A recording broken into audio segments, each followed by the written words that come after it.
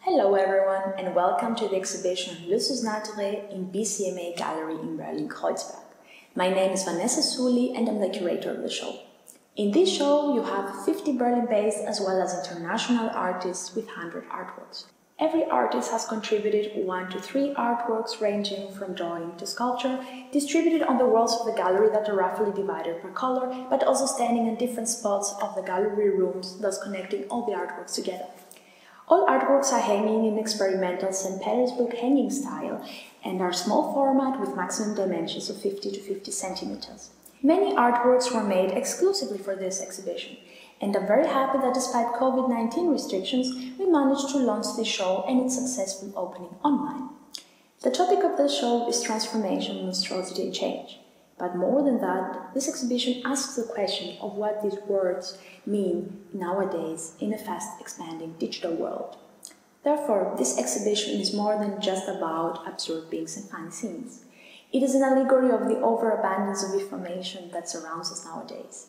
Fake news, conspiracy theories, propaganda, populism. We are constantly bombarded by information in an age of big uncertainty. It might be a period when all we thought we knew about our lives might change. And this is exactly what this exhibition is about: change and transformation, and how art can play a critical role in these difficult times. So, let's get started.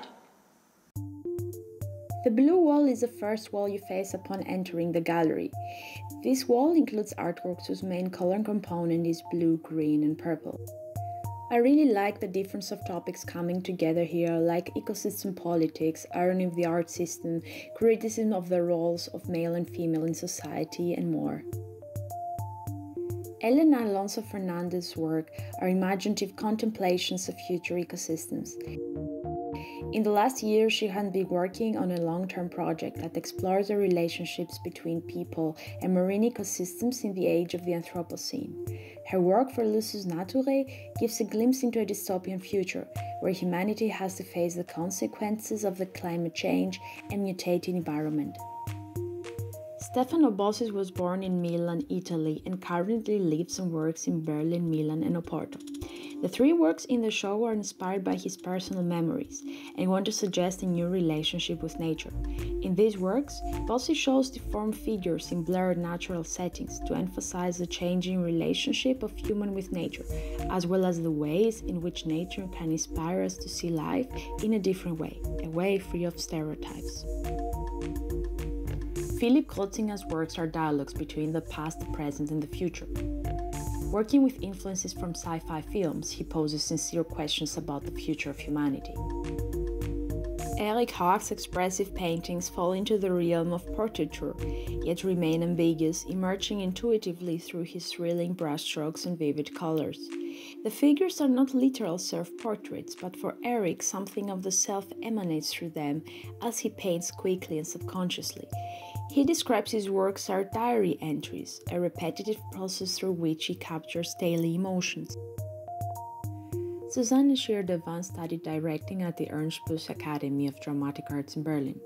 As a painter, she deals with themes such as escape, the concept behind the visible, and portrait painting. Kretschmer's paintings evoke her love of nature, magic, and color. Through the painting process, symbolic elements offer surface in her work, frequently with mystical themes. Through her works, Kretschmer aims to awaken a sense of magic and whimsy, and invites viewers to engage with these otherworldly locations, fairy tales, and spells, and step outside of the mundane into the metaphysical world, which is so characteristic of Kretschmer's work. The central figures in Miriam Leng's imaginary world are female body archetypes. Leng presents oversized, over-sexualized female bodies with swollen bellies and breasts, drawing parallels to ancient notions of motherhood and womanhood. Her works are presented monstrously exaggerated, but yet dynamic and powerful, in a very precise and artistically conscious manner. On this wall you can find the artworks of red and orange tones. I really like the intensity of colors and the jauntiness of these artworks. I also love their contrast and yet their ability to coexist.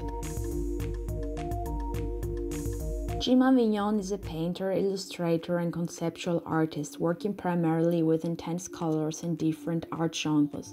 His works are overtly thought-provoking, filled with self-irony and black humor. In Burich's work you have these fantasy creatures that get mixed up in dream-world settings, assuming new identities inspired by exotic cultural narratives. Mythology in her case serves as foundation on which contemporary issues like motherhood are being put to question. Burich often explores a relation between animal, plants, and newborn humans, which, as she claims, are few of the last things that hold poetry in them.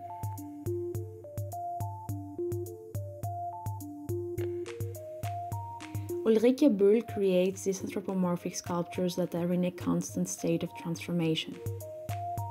Their process of becoming never ends, and it seems that the works are never quite ready. Egle Otto's work moved between abstraction and figuration.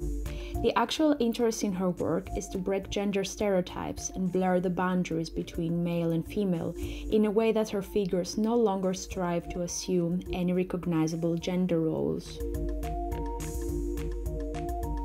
In Fitu's paintings, movement is what guides the scenario of the work. Influenced by her previous work in performance and painting choreographic scenes, Fitu creates expressionist paintings with a focus on metamorphosis. Like in this work, there is a mystery unfolding behind the scenes and a sort of unfathomable depth developed in the paintings. This mystery is yet always interrupted by violent brushstrokes that lie at the epicenter of her working process. Leonard Grau can be thought of as a modern impressionist. His work functions as an ironic counterpoint to the superficiality of the Rococo style. Impressed by the human ability of decadence, Grau presents classic themes of the era to reveal the shallow glamour of its values. In reduced, partly abstract studies, the painter reinterprets these conventional scenes in paintings that seem to be melting from the abundance of color. Tanja Heyman works interdisciplinarily at the intersection of drawing, graphic design, and painting. The examination of personality theories lies behind the current series of works titled Internal Plays from 2021, 3 of which are currently on display at the exhibition. Heyman believes that transformation processes of the individual become necessary when the person is confronted with a new task, failure, or crisis. Therefore, the question that arises in her work is how the shadow sides of oneself can be integrated into the change and lead to development.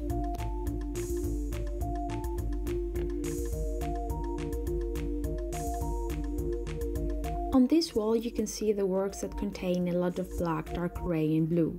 These works here give us a sense of intimacy with our darker self and subconscious thoughts.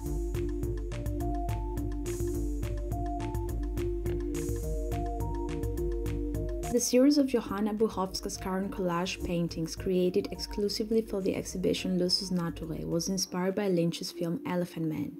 The artist shows her version of an elephant man in various situations, mostly acting alone. Buchowska is very concerned with the problem of physical deformation that deviates from what we would call beauty norm. The question of to what extent defying the so-called normal appearance necessarily leads to isolation is a central one in Buchowska's work.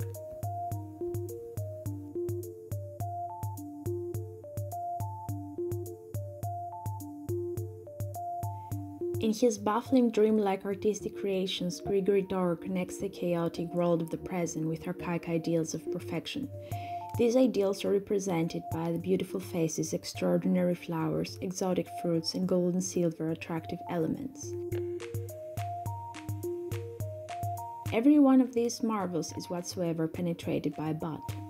In Dor's work, nothing is great, everything is torn, divided.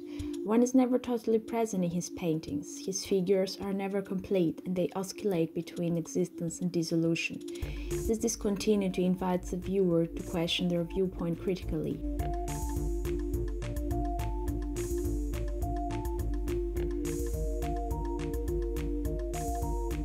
Semra Sevin's work I'm So Tired is an investigation of the limits between the real self and the constructed mental self-portrait.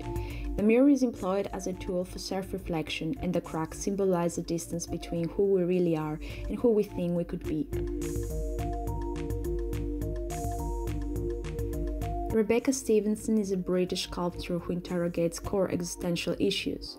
By combining elements of flora and fauna decorated elaborately on cadavers and human organs, she is interested in exploring the meaning of being flesh. Present in her work are inspirations from items that exist at the periphery of history, like anatomical wax sculptures or reliquaries.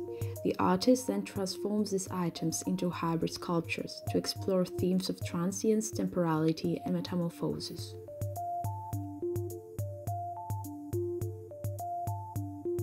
At this wall, as you can see, you have all these works here that belong to the color spectrum of yellow, gold, and beige. I really like how these earth tones blend together in harmony.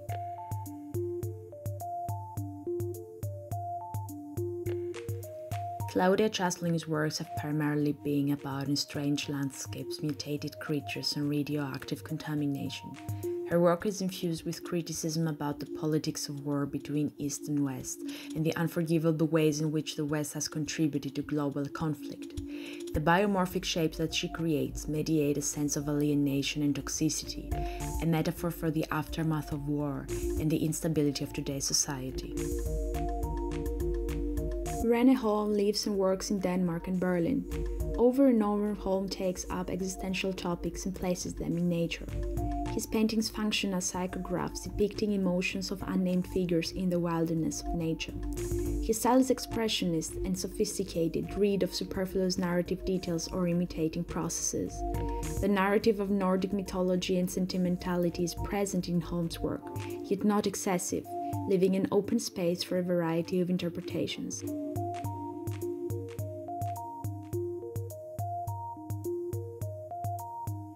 Christopher Cole Moran was born in Dublin, Ireland. Inspired by the analysis of dreams and the unconscious, his latest works are direct attempts to face one's fears, desires, and confusions, like a confession on canvas.